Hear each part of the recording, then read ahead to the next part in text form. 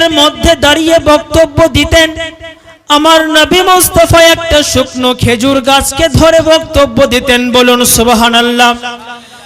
দুই জাহানের বাদশা নবী, রাহমাতাল লিল আলামিন নবী যখন কয়েকদিন এইভাবে সেই শুকনো খেজুর গাছ ধরে বক্তব্য দিতে লাগে, কয়েকদিন পর একজন মহিলা সাহাবী আমার নবী মুস্তাফার দরবারে একটা মেম্বার নিয়ে উপস্থিত হয়।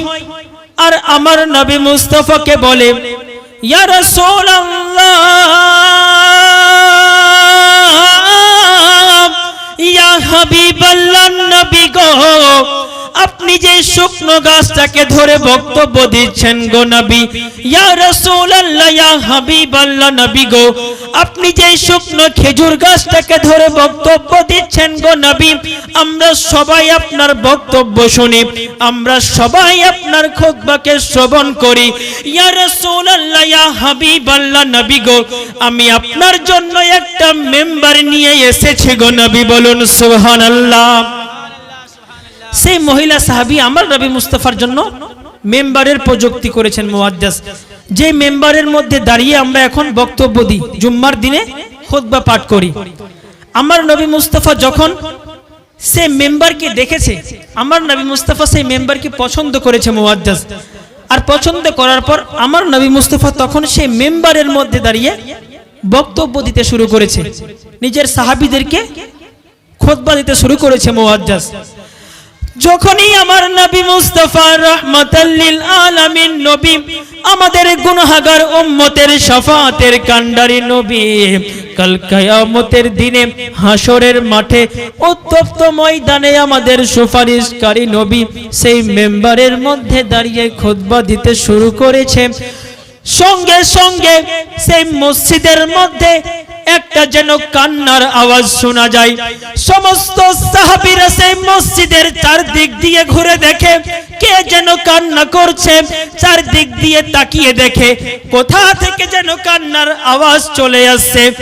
আমার নবী মুস্তাফা তখন সেই মেম্বারের মধ্যে দাঁড়িয়ে মসজিদের চারদিকে ঘুরে দেখছে কোথা থেকে কান্নার আওয়াজ আসছে।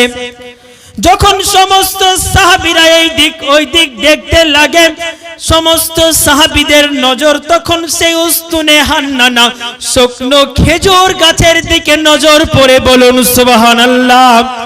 দেখুন মুআজ্জাজ, একটা শুকনো খেজুর গাছ, কিন্তু সেই শুকনো খেজুর গাছ কান্দন করছে মুআজ্জাজ। সেই শুকনো খেজুর গাছের আওয়াজ সমস্ত সাহাবীরা দেখতে পাচ্ছে এবং সমস্ত সাহাবীরা শুনতে পাচ্ছে। সেই শুকনো খেজুর গাছ আমার নবী মুস্তাফাকে কত মোহাব্বত করতেন। দেখুন মুআজ্জাজ, আমার নবী মুস্তাফা মেম্বারের মধ্যে দাঁড়িয়ে আছে, যখনই সেই শুকনো খেজুর গাছের আওয়াজ শুনেছে সঙ্গে সঙ্গে মেম্বার থেকে নেমে গেছে। আর সঙ্গে সঙ্গে মেম্বার থেকে নেমে সেই খেজুর গাছের কাছে গিয়ে উপস্থিত হয়। আর সেই খেজুর গাছকে গিয়ে জিজ্ঞেস করে, এ উস্তুনে হান্নানা, তুই কেন কাঁদছিস রে? একটু বল, তুই কেন কাঁদছিস? তোর চোখে জল কেন? একটু বল বল। যখনই আমার নবী মুস্তাফা এইভাবে বলেছে, সঙ্গে সঙ্গে আমার নবী মুস্তাফার কথা শুনে সেই শুকনো খেজুর গাছ কাঁদতে কাঁদতে বলতে লাগে, ইয়া রাসূলুল্লাহ, ইয়া হাবিবাল্লাহ নবী গো, আমি উস্তুনে হান্নানা এই জন্য কান্দন করছি গো নবী। ইয়া রাসূলুল্লাহ, ইয়া হাবিবাল্লাহ নবী গো, আমার চোখ দিয়ে এই জন্য জল পড়ছে গো নবী।